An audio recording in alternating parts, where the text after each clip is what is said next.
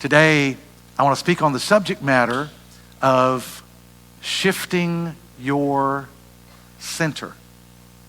Last week, I think I shared what I consider to be the most profound truth in the Bible, that we have been emancipated from the law of God, that it has no jurisdiction over us, it has no authority over us, it cannot judge us.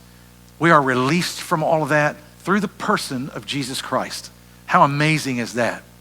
But that presents a new problem. And that new problem is that the problem of it is that the law, if you understand the law, it wasn't just don't do this or don't do that, but there were many things prescribed by the law that helped you to figure out what life is all about. But here's the challenge. The law tells us what to do.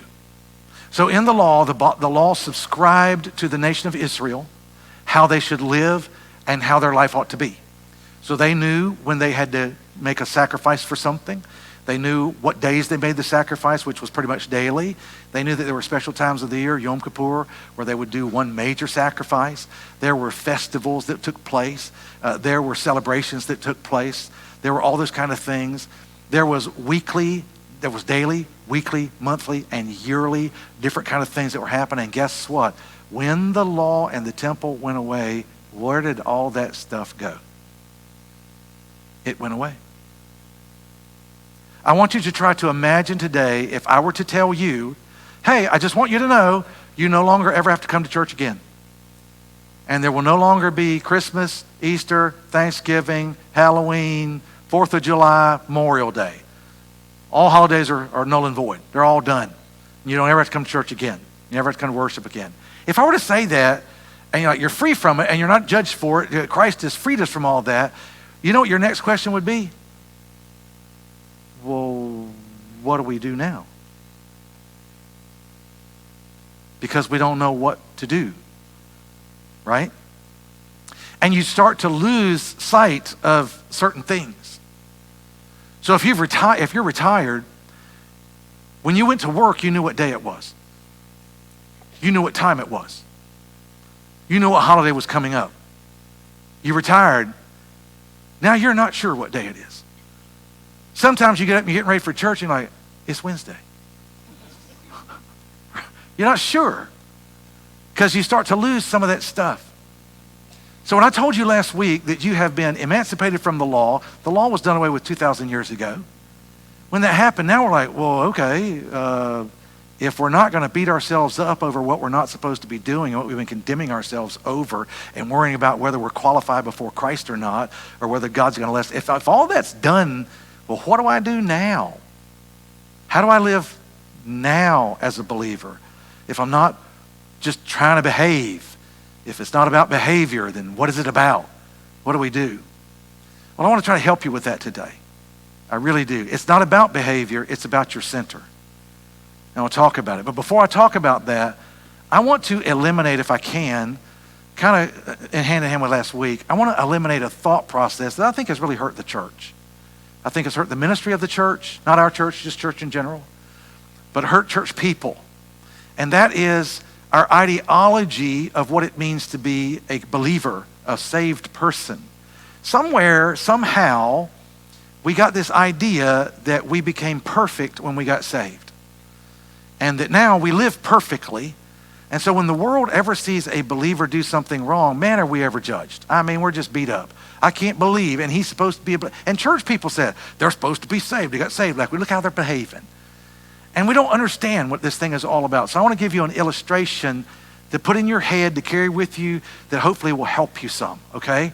Now, in doing that, I'm a motorhead. I love cars. I love motorcycles. I love that kind of stuff.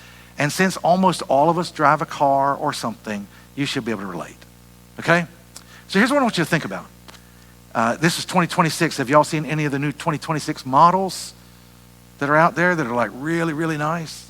Like really nice? My mother-in-law, several years ago, I helped her buy a car, and I got her a Hyundai, I think it's a Hyundai, is that right? Sportage. I think it's a Hyundai Sportage. I think that's what it is. Kia Sportage. That's what it is. Kia, Hyundai, whatever. Kia Sportage. That's been, I don't know, 7, 8 years ago. Somebody recently got a new Kia Sportage. They're not even the same car. Okay, the advancements is incredible, right? So when you see that brand new car, brand new 2026, perfection, man. It smells like leather. Everything's perfect. The paint's all that kind of stuff. And we would love to have brand new, wouldn't we? I love brand new things. So I'd love to brand new things. So imagine God comes along and I've got a beater. Y'all know what a beater is? Now you got to be a little older to have a beater. Because I see people today, I saw just the other day, I know a person that bought a car for their 14-year-old who can't drive yet. Can't drive yet. But they just bought him an $85,000 2026 Toyota for when they will be able to drive. That's not a beater. Here's how you know if you have a beater. It has a name. You got a car that has a name, you know it's a beater. And a beater is one where, like, somebody could crash into you at the intersection and you would look out and say, don't worry about it, you can go ahead and go. Because, I mean, you already got so many dents and stuff, it don't matter, right? It doesn't matter. And that's like that first car, that very first car you have. My very first car that my parents didn't buy for me, my dad came by Gibson's Discount Center where I was working. He said, Kenny, where is your savings passbook? I'm like, why, Dad? You need a car. So he went and took money out of my savings account to go buy me a car that I had not seen, right? And he brought me back a beater. It was a Toyota Corona, Harvest Gold, half black vinyl top on there, 5-speed. She was sweet. Sweet. For me, she was sweet. A little bit of rust here and there. That doesn't matter, man. I love that car. Absolutely love that car. But you know, it would have been nice to have a brand new car. But I love that car. Imagine if I still had it, okay?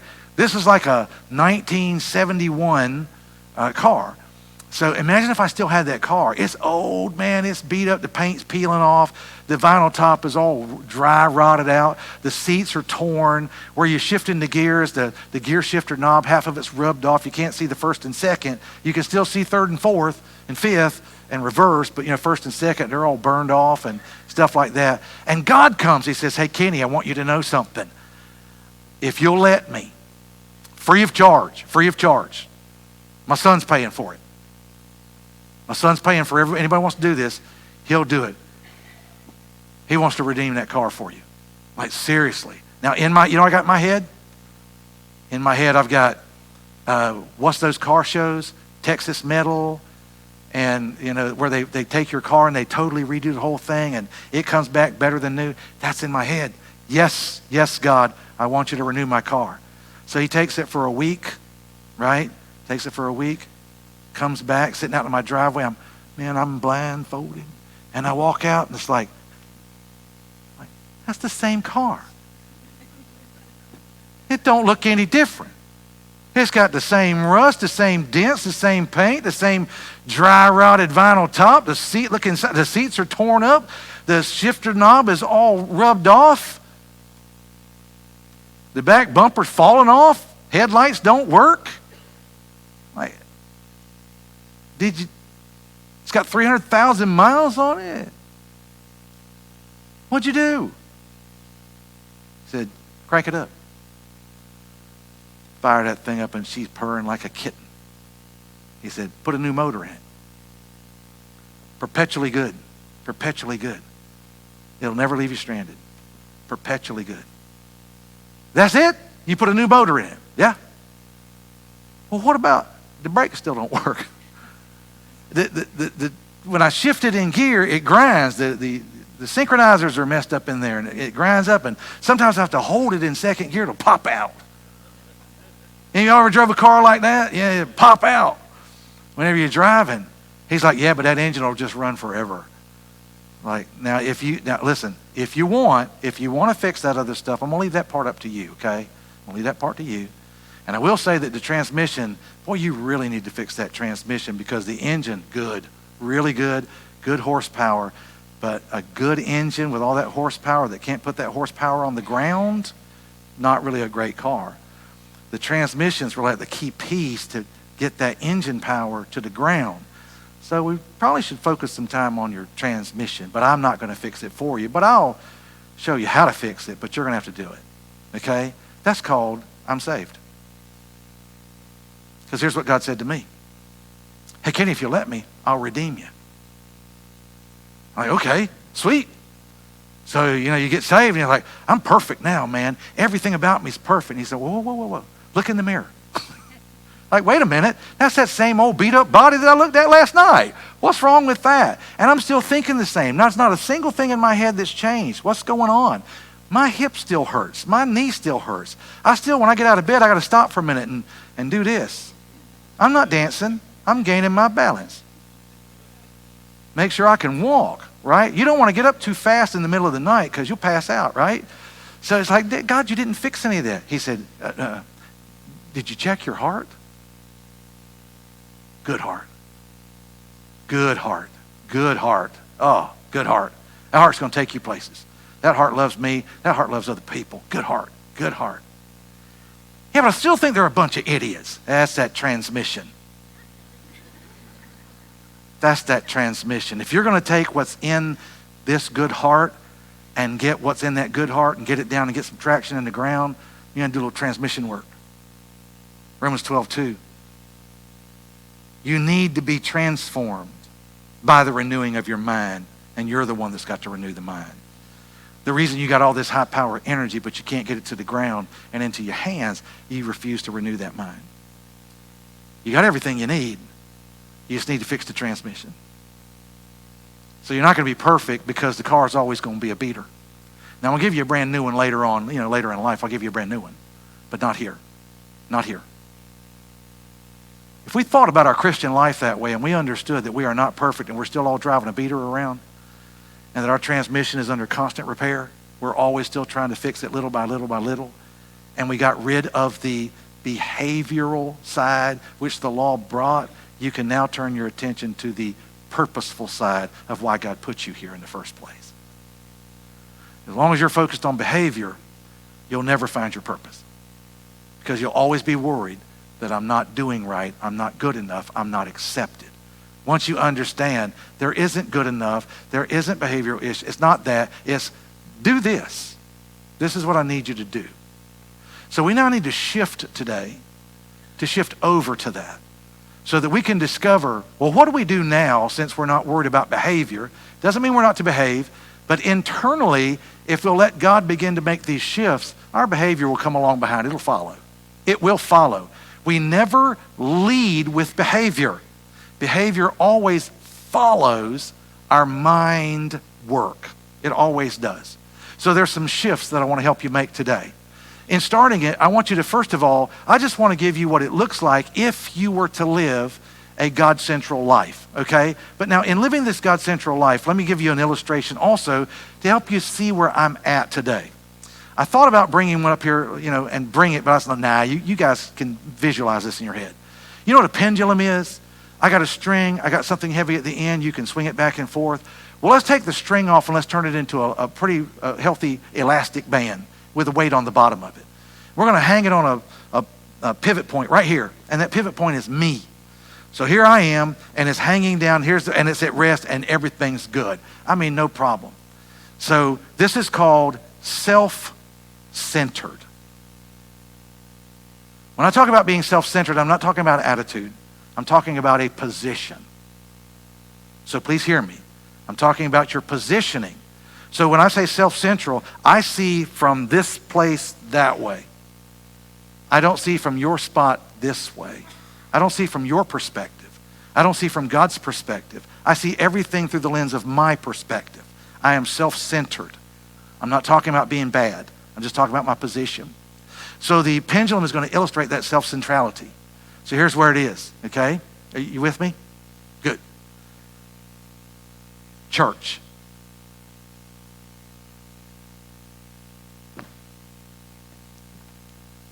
Oh, that you feel that? Do you feel that thing is stretching? And I mean, it's stretching. I'm in church, and it's like, if this guy don't pretty up, shut up. I got to go. I cannot stand this much longer. Right? And as soon as church says, like, oh, whoo, better. Way better. That's a lot better. A lot better. Right? Need to go help some of my family members over here. Oh, here we go. You want to go? Hey, honey, can we go see mom this afternoon? Oh, Lord. And you're like, this is like, I'm not staying all day. Listen, there is a race on today. I'm not staying. Right? And so you're like, and then, whoa, that's a lot better. That's a lot better. Because when you're self-centered, there's only one circle. One circle. That's it. That's all there is. We need to shift our center, because what would happen if this is God and I were to shift my center over to where God is, because God has concentric circles. He's in that circle, I'm in that circle, and others are in that circle. They're not outside of me all over the place. They're in the circle. Well, this is totally comfortable. No stretch, no anything. No stretch. There's only one circle whenever you're self-centered. We need to shift the center. There is no stretch to go to church. There is no stress to help somebody else. It doesn't exist. That's why you need to shift the center. So this is not about behavior.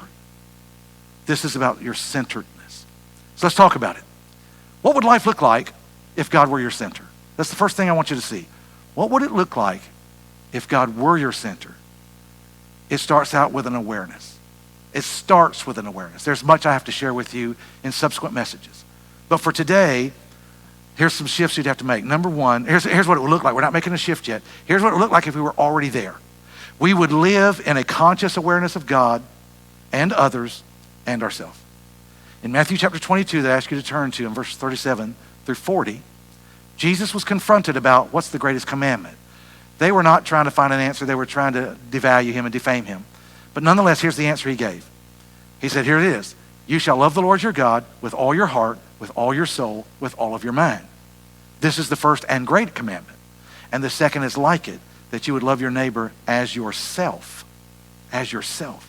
On these two commandments hang all of the law and the prophets. Here's what Jesus just said. Jesus said the law and the prophets is just another way of saying the entirety of the Old Testament, from Genesis to Malachi. He said the entire writing from Genesis to Malachi was written from the perspective of loving God and loving your neighbor.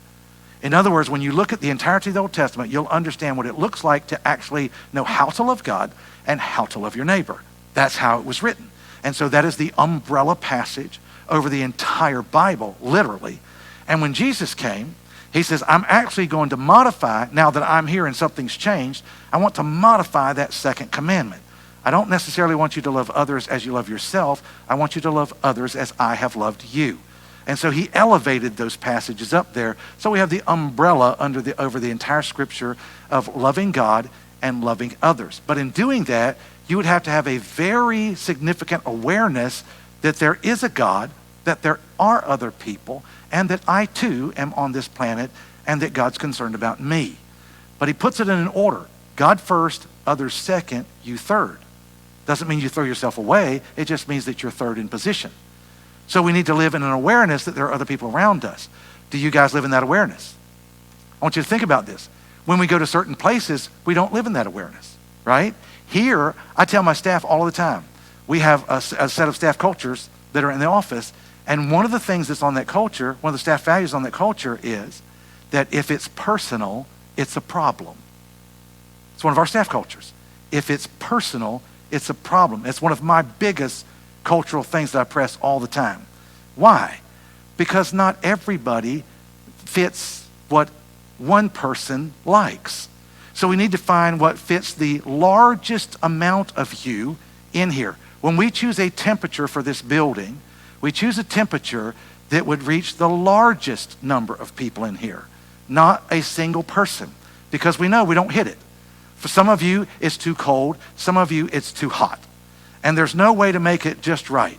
So we're trying to hit the 85% of you that are okay. We figure the ones that are too hot, wear a t-shirt. Okay? You can wear t-shirts and shorts and flip-flops. You're good to go. We don't mind. Okay? If you're too hot. If you're too cold, you can bring a blanket and coats. You can wear a hoodie if that'll keep you warm. Ear muffs, toboggans, what you need, okay? We'll let you, and we're not going to complain about that. But we're trying to hit the largest variety that we can because we have a conscious awareness of other people, not just me. I'm burning up all of the time. These lights are hot. This coat is hot. I move around. I sweat a lot. That's just the way that it is. As long as y'all are comfortable, we're good. We're good. When I ask if it's to turn the heat or something on, y'all are out there going, I'm like, y'all hot? What was your first clue? You know what I mean? And I'm like, no, we're not hot. That's why we're doing this and fanning each other, right?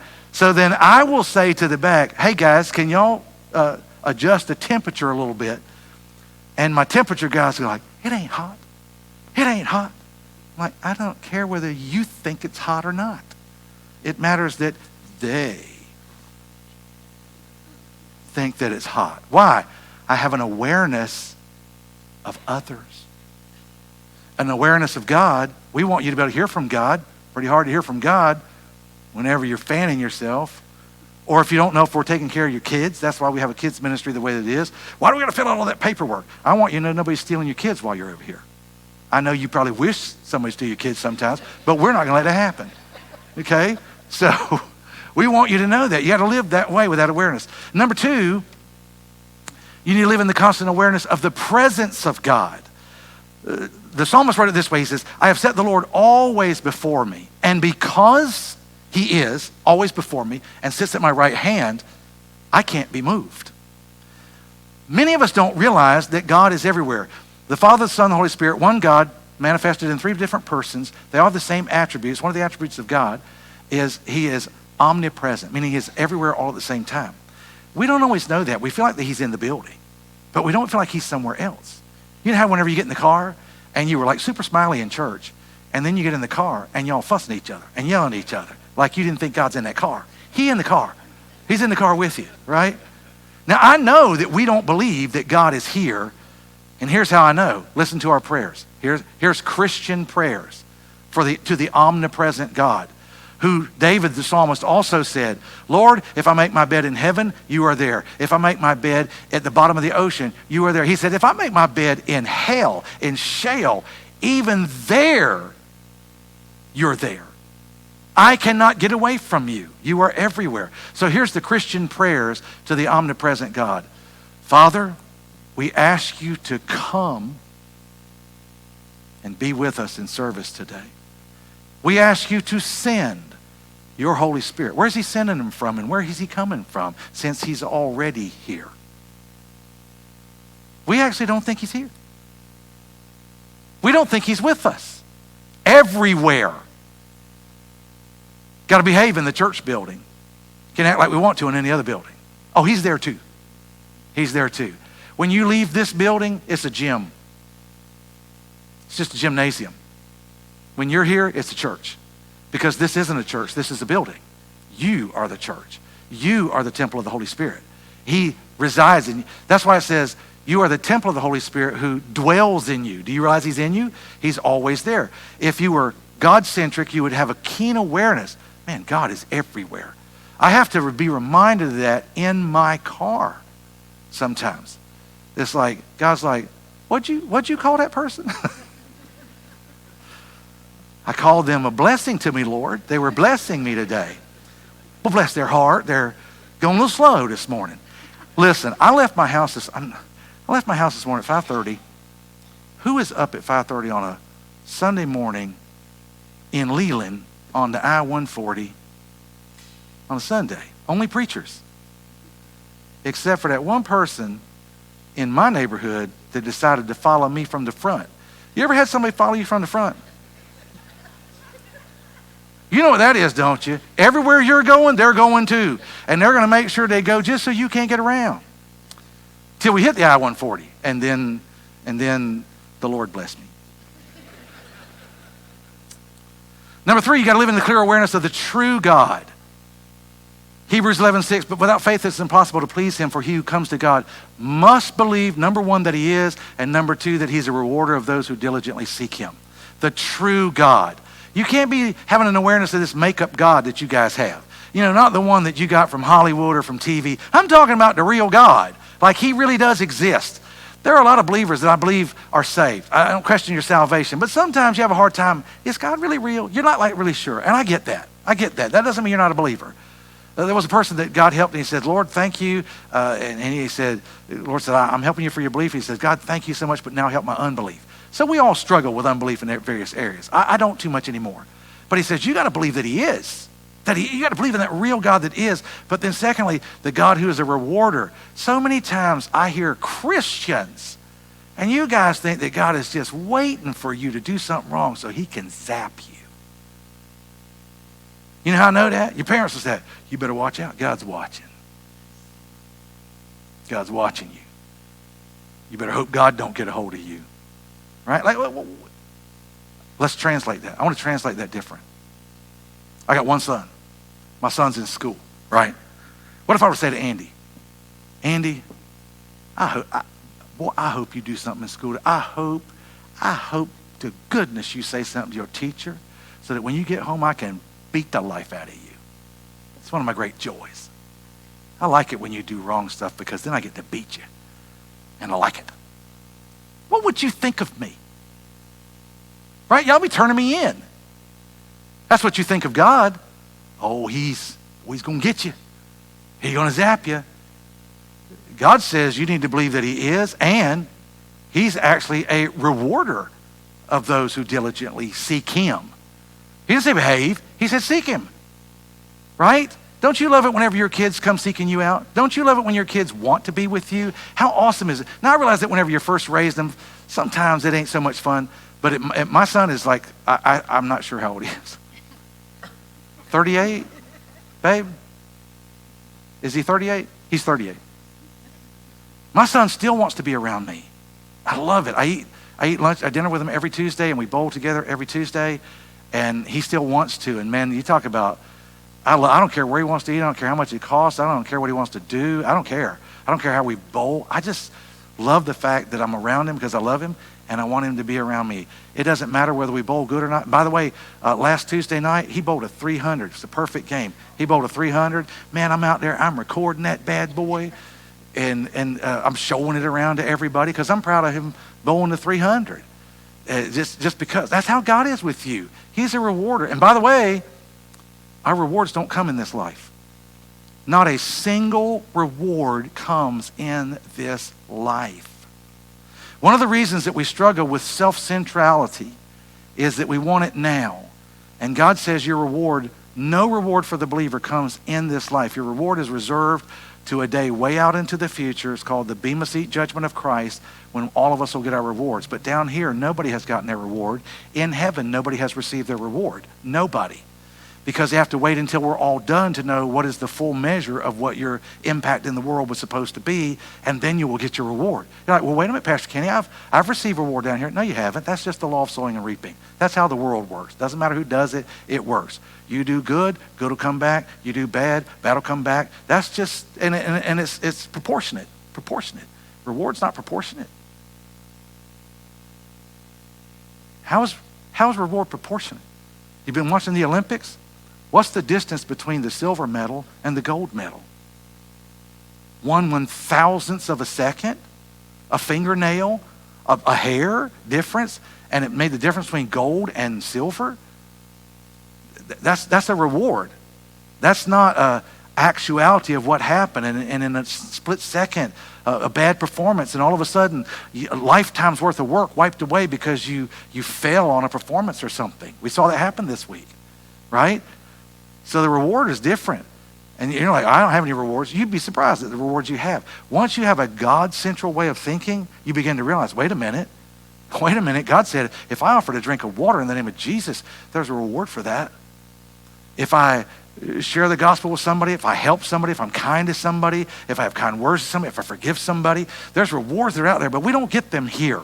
So when you start to realize, wait a minute, Even if I were to do something, if you helped us, we still need people to pull up carpet. We still need to lay down some flooring. We still need to build some walls upstairs. If you can help us this week, we would appreciate it. I'm telling you, we would really, really appreciate your help out there because we could use it to finish this up. Were you going to pay us? No. No, your reward's in heaven. Trust me, your reward's in heaven. And if we had to pay you, your reward didn't make it to heaven. You got what you were supposed to get down here because you went self-centered as opposed to God-centered. And it's not that we're trying to be cheap, but we're trying to be cheap. We're trying not to have to raise up a whole bunch of money and just do it and help out. David Foster was here yesterday helping rip up carpet, off the ground and stuff. It's not a glamorous job, but man alive, do I appreciate it and is it helpful? And it's racking up in heaven out there to do those kind of things. All the people that have helped us, and we'll do that in our celebration service. You'll know who all these people are. But that's what it's supposed to be. It's just so different than that. And then finally, you have to live in the captivating awareness of the God of all things. Sometimes I don't think that we understand that God is the God of all things. Listen to this. In Colossians chapter 1, Paul was reminding us of the person of Jesus Christ and the totality of who he was. And look what it says. It says, Jesus is the image of the invisible God, the firstborn over all of creation. For by him are all things. All things were created that are in heaven, that are on earth, whether they be visible or invisible. So that means angels or demons or whatever. Whether it's thrones and dominions and principalities and powers, all things. It's like God created demons. No, God created angels. Angels fell and became demons. All things were created through him and for him. So the purpose was for the purpose of Jesus Christ. And he is before all things. So who created Jesus? Nobody. He was here before it all happened. He's omnipresent. He is self-existent. He does not have life. He has existence. And he is self-existent. And in him all things consist. We're here because he's here. If Jesus went away, we'd all go away. We'd all blow up. He's the head of the body, the church, who's the beginning, the firstborn from the dead, that in all things he may have the preeminence. Oh, wait a minute. I thought the preacher was supposed to have preeminence. I thought y'all were supposed to go out there and brag about Northside and Pastor Kenny. No. That's not how it works. Preacher don't get preeminence. Preacher's just doing a role like everybody else. Jesus gets preeminence. We don't make preachers famous. We make Jesus famous. We don't make singers famous. We make Jesus famous. Jesus take care of the rest of it.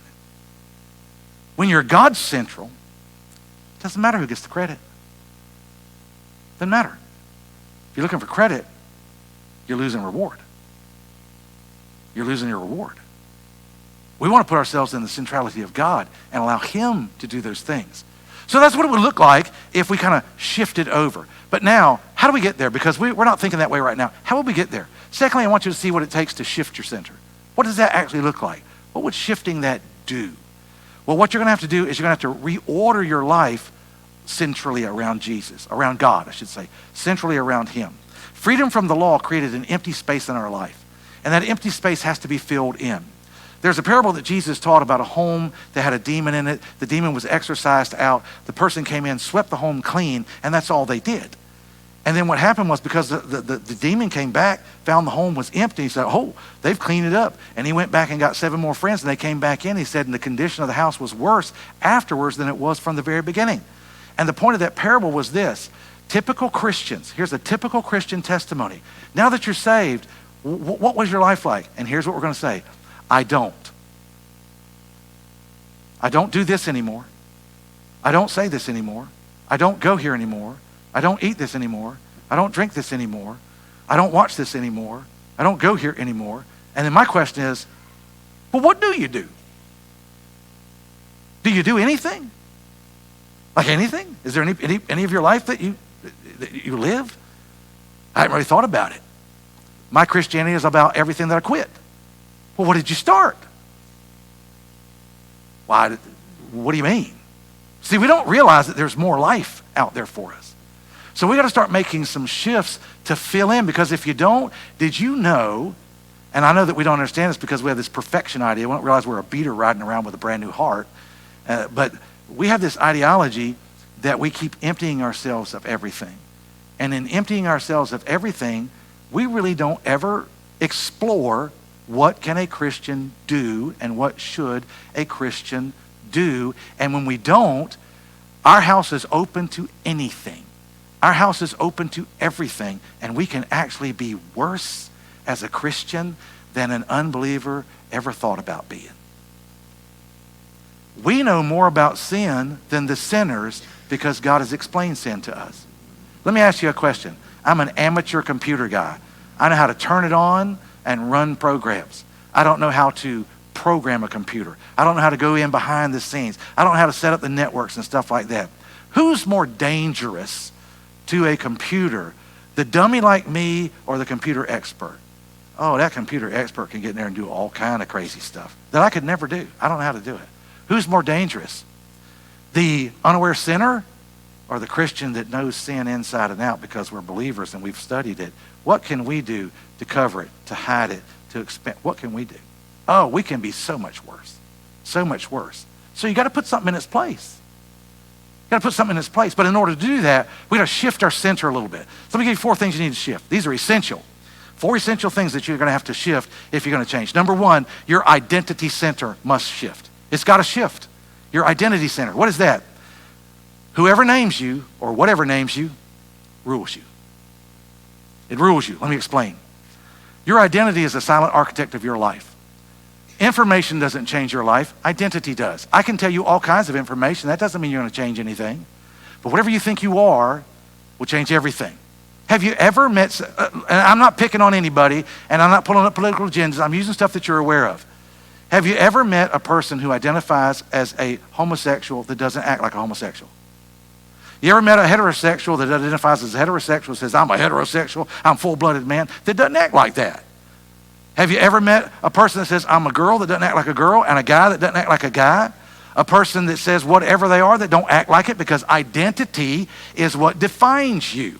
So you're going to have to decide, do I want a self-centered identity or do I want a God-centered identity? And how would that make a difference? Let's take some thoughts and some words that might help us to understand how we may identify ourselves. One of those could be performance, which means that what I do determines who I am. And therefore, if that's the case, then success will make me super happy and I'm doing really well, and failure will crush me. Can you imagine, I can't think of the guy's name, but it's the skater. It's got a name I can't remember. It's a weird name. But he was, what's his name? No, it's like it starts with an I. Ilya. Is that right? Okay. He's supposed to be a gold medalist, right? Went into 8th place.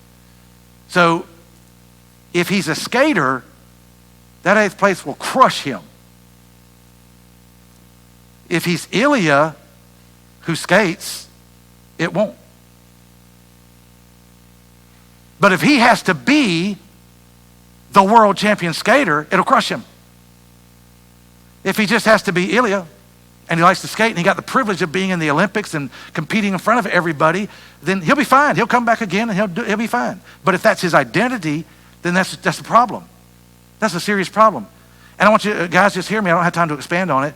But there's a curse that I teach for married couples, the curses that happen between men and women. Women have 4, men have 1. I just want to talk about men for a minute. The curse of the man is a horrible curse. And here's the curse of the man. Men do not have identity. We do not know who we are. If you ask a man who he is, 100% of men will tell you what they do. I'm a pastor. I'm a police officer. I'm a doctor. I'm a lawyer. I'm a yard care man. I'm a painter. I'm a plumber. I'm a politician. I didn't ask you what you did. I asked you who you are. You didn't even know how to answer that question. If I were to go ask the ladies, who are you? Well, I like flowers, and I enjoy going to the beach, and I really like, and the guy's like, what? No, you ask a guy, I'm a business owner, I'm a truck driver, we don't have any idea who we are. This is why men die after they retire real fast. I don't know what to do now that I'm not the preacher. I don't know what to do now that I'm not a doctor. I don't know how to live life. I don't even know how to act, so I'm not a politician. I don't know what to do. And so you just go off and die. Because there's no more purpose to your life. There's no more direction to your life. There's no more feedback to your life. There's no way to know. There's no measurement to your life because you retired. Because you identified with what you did through performance as opposed to being God-central, who you are. It happens to us sometimes. What if there's other things like pleasure? If it feels good, then that's what I am. So you've got to be that person that's the party animal.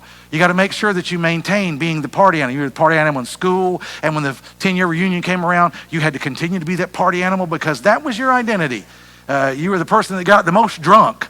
You were the person that did all kinds of crazy things in high school or something like that. And then you get saved, and you're like, well, I don't do that stuff anymore. But then you got to go back to your high school reunion. What am I going to do? Because they don't like Jesus people.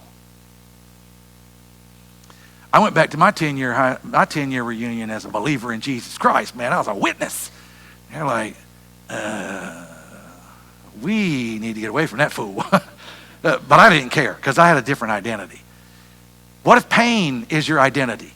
That means whatever happened to you in the past now becomes your identity. And so now, every time you talk about yourself and everything that there is about yourself is all about where you came from and all about what somebody did to you and all about how you were held back and all about why you couldn't make it further in the world because of your ancestors and the color of your skin and the place that you were born and the country you came from and all that kind of stuff. So it's all about your past and the pain you suffered and the journey you've taken. And everybody needs to remember that every time they talk to you. Or you could go further back and be God-centric and go, I'm a creation of God. You could go a little further back. You just haven't gone far enough back to get there. What if pain? Really challenging if you haven't shifted your identity center. What if it's approval? This one's terrible. That means whatever other people think of you is what you are. You ever been acting like yourself and then somebody walks in the door and suddenly you have to change? You met those people that change when other people walk in the door and you're like, why did you change? Who is that person? What difference does that make who they are? But we're not comfortable in our own skin, and so we have to act differently. So I'm getting ready to charge some of you ladies. What would you ladies do if Saturday morning about 8 o'clock I knocked on your door? You hadn't had a chance to really get up yet and put your makeup on, fix up your hair. Would you come to the door and say, Pastor Kenny, come on in the house. I can't believe you come to my house. Come on in. I'm looking forward to you being here. Or would you dive into the room, hide, call your husband, the preacher's out there. Tell him I can't see him right now. He got to come back 3 hours from now. Is that what you would do because you'd be worried about what I think about you? You don't need makeup. You're beautiful just like you are. I mean, I love makeup. It enhances. That's all great. But I don't care what you look like. And you're all beautiful to me. I look at myself in the mirror. I know what I look like. You know, sometimes I shake somebody's hand. It's like, hey, this is our pastor. So I'm sorry, I'm not better looking. And it's a joke. Catches people off guard. Like, You know? So what if you could get past that? Genesis 1:27, God created man in his own image. In the image of God, he created him. Male and female, he created them. So ladies, you are created in the image of God. Men, you are created in the image of God. Why would you lower yourself to something lesser? You got to shift that center. Once you shift that center in, God made me just like this. He didn't make me short. He made me just right.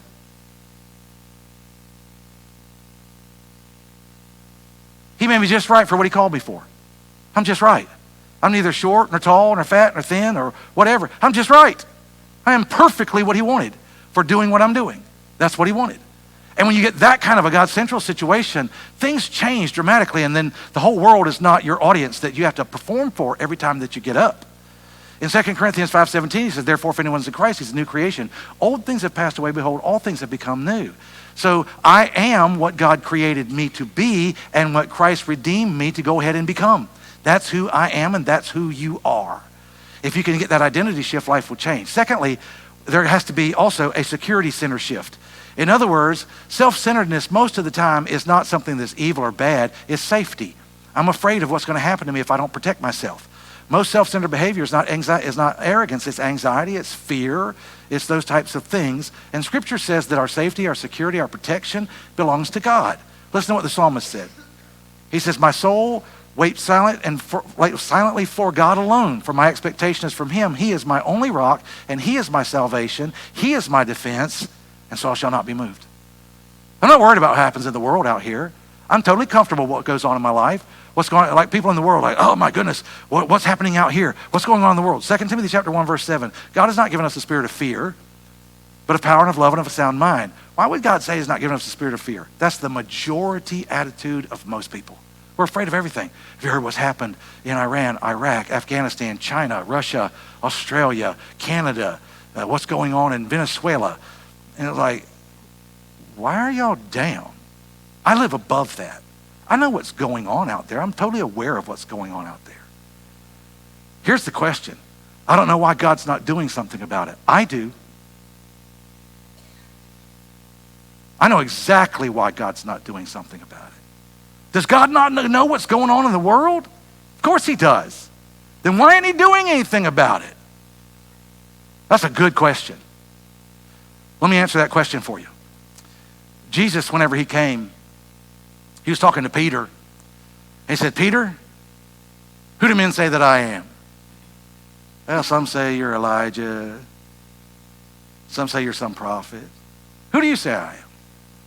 You're the Christ, the Son of the living God. He said, blessed are you, Simon Bar-Jonah, for flesh and blood has not told you that, but my Father who's in heaven told you that. He says, upon this rock I will build my church, right? So where are we at this morning? We're in church, right? We're in church. I don't know if you know this or not, but church is not a Greek word, okay? It's not a Greek word. Church is not even a biblical word. It is a word that was adopted from Latin, and the Latin people chose a word for the church that was a small chapel. And church is the English translation of the Latin word for small chapel. It is not the translation of the Greek word ekklesia, which is what the church actually is. Ekklesia, if you'll go back and study, is a word borrowed from Greco-Roman culture. And it means the Senate, the Congress, the government. That's what it means. And so God told Peter, he said, Peter, upon this rock, I am going to build my government on this church. If you go back to Daniel chapter 9, you'll discover that in Daniel chapter 9, Daniel speaks of this big statue that had a different head and different shoulders and different belly and legs and also feet. And whenever it was interpreted, Daniel said to Nebuchadnezzar, this is about 4 different kingdoms that are coming. And this final kingdom that is coming is a kingdom that is going to last forever. And it's going to be the kingdom of the Son of God. If you go to Isaiah, when Isaiah refers to the coming king, which was Jesus Christ, in an infant form in Isaiah chapter 7 and also in Isaiah chapter 9, you'll discover that one of the things they said, they're going to call him Wonderful, Counselor, Mighty God, Prince of Peace. And on him, the government will rest on his shoulders. Why? Christ came to establish a government. Not this. Not a church building. Because he understood that the world needed governance. And he would put us in the place, he would put the believers in the place of governance. Because when the righteous rule, everybody rejoices. When the wicked rule, everybody groans. When the lost people came into the church and convinced the church that the church should never be involved in government, the arm that God had to take care of the world went silent. And now the arm that's responsible for the behavior in the world is asking why God isn't doing anything. And God is saying, look in the mirror. You're the ones I've charged to do it. And yet you won't. That's the answer. If you didn't like that, don't show up on July the 4th. You won't like my message. Number 3, your decision center must shift. See, your center determines what questions you would ask. Self-centered living constantly asks this question: what benefits me? What protects me? What feels the easiest? What preserves comfort? All those questions will shrink your life. God-centered living asks these questions: what honors God? What advances his kingdom? What reflects his truth? And what impacts another's eternity? Proverbs 3, 5, and 6 says, trust in the Lord with all of your heart. Lean not to your own understanding, but in all of your ways acknowledge him. He will direct your paths. What that means is, don't bring God into your situations as a counselor. Bring him in as the Lord. And when he tells you to do something, just do it. Just do it. Like, I need to pray about that and see what God, you already know God's answer. That's why you're saying you need to pray about it. You already know his answer. You want a different answer. And you want to collect up some people to pray with you, and then they're going to say, yeah, that's right. Well, give me chapter and verse on that's right. You're going to have to shift that center so that it becomes God-centric, and you start to realize there's other people involved. You're getting ready to do something that's going to harm other people. Over here on the self-centered, you're not thinking about other people. On the God-centered, you're thinking about God. How does this affect God? We're here to represent God and image God. How's it going to affect his image and his representation in the world? We're centered on people. How's this going to hurt my neighbor, my friend, my enemy that I'm supposed to be loving? How's it going to affect them? And on my own self-governance and my own being a steward of my own life, how's it going to affect me that I have to now walk around and people are going to be looking at me and calling me bad names and stuff? How's that going to affect me? We would understand that when we're God central, our decisions begin to change because we're aware of the God of the world. We're aware of the people of the world. We're aware of ourselves, and we're aware of our Christ that is helping us through all this stuff, and it starts to change things. Dramatically, it starts to change things. And finally, number 4, your purpose center must shift. When it comes to purpose, think about this. A God-centered life is not about living your life with God's help. It is about living God's life, about God living his life through you. That's a very different situation. This is Paul's most strong statement in all of the scriptures about this. In Philippians chapter 1:21, he says, for me to live is Christ and to die is gain. If to live is Christ, then dying certainly would be gain. Then if to live is Christ, then Christ is life. And now we get to live the things that he wants to do. And suddenly our purpose starts to change, because when we're self-centered over here, we're about performance, we're about making a name in the world, we're about leaving our mark, we're about gaining a bunch of money, we're about notoriety, we're about fame and fortune, we're about all those things. When you get to God's centrality over here, you're about, wait a minute, there's more than me here, and there's a body here, and God has greater things to do than just me all by myself.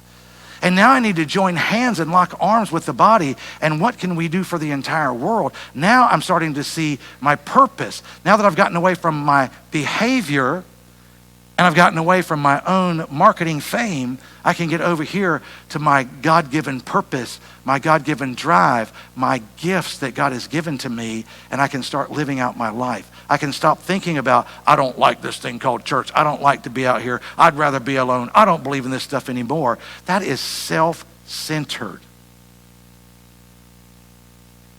I want you to think about that. So as we come to the close, I want you to ask some questions to yourself. Some diagnostic questions that will help you think this morning. I only have 3. First question, God, what is my center? How do you know what your center is? Well, I already showed you in the pendulum illustration. Wherever you're the most comfortable, where you really like being, I like being completely by myself. Well, I can tell you what center that is. That doesn't mean you're not comfortable there. It doesn't make you bad. Again, I tell you it's positional. But whenever it's a stretch to come over here and to talk to somebody, it's a stretch to come in here and worship God. It's a stretch to give a tithe. If it's a stretch, you're not God-centered, you're self-centered. Or you could be money-centered. I don't know where your center is. Let me ask some real pointed questions. Husbands. Pointed question for a husband. I don't know if you guys have one of these couches at your house or not, but I have a couch that talks to me. My couch talks to me. When I get home, it says, Kenny, where you been? Where you been? I've been thinking about you all day. I mean, come on. Sit down over here. It's soft. I got a heater. It's got a massager, recliner, folds you back. It'll cup your head.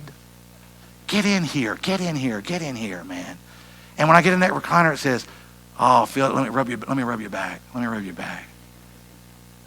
Right as that happens, right at the very instant that happens. Kenny, can you come help me with something? Who was that? Who was that masked woman?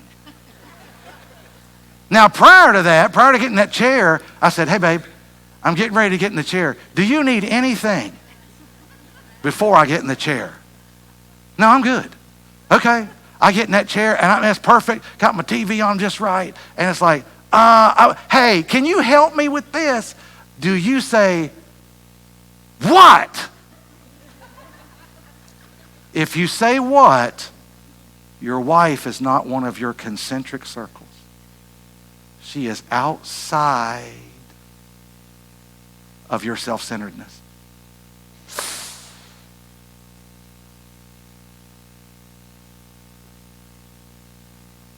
Ladies,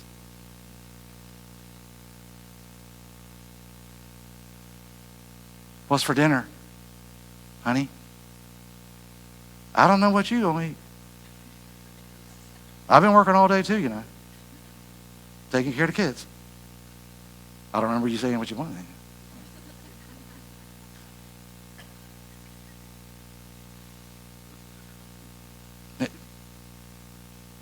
Where is my center?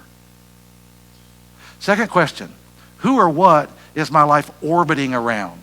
Because where there's a center, there's an orbit, okay? Is there a person? Let's go back to the home, because I want the home to really be central. Let's go back to the home. Here's how you know what you're orbiting around. You got your wife, you got your kids, you got your husband, you got your kids, and everything is good. You get a phone call, someone calls, and gone. Gone. Where are you going? So-and-so called, I gotta go help them. Gone. What about us? We're the family. You're gone. Who are you orbiting around, man? Who are you orbiting around? Work calls, gone. Not, let me see if they really need me. If there's something else I can do, I want to be here with my family. Is there a friend? Does your wife or your husband, does your spouse say, I think you love them more than you love me?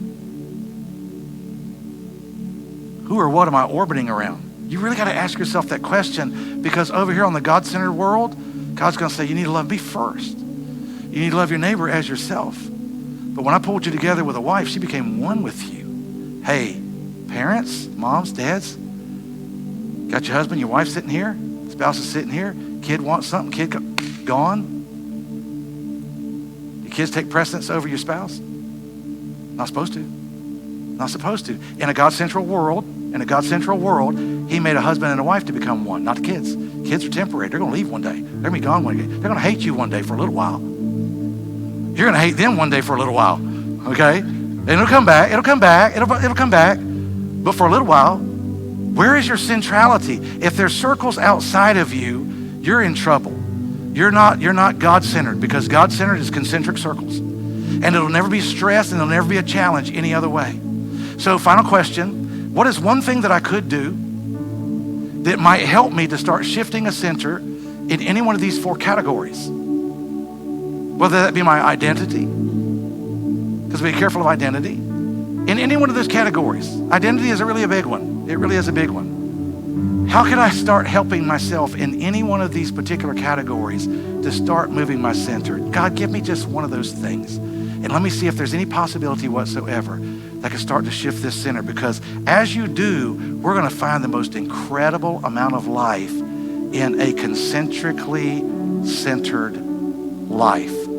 Since you don't have to worry about your behavior, let's see if we can start you thinking about your purpose. And that's where I want to end this thing. Pray with me. Father, in Jesus' name, love you today. And I hope that I've been helpful in making it clear what the center might be. We have to have this bit of a shift to our center. And this is a work in progress. I recognize as we started out the message, we're kind of a beater. We've got a good heart. We got a brand new heart. Thank you for that.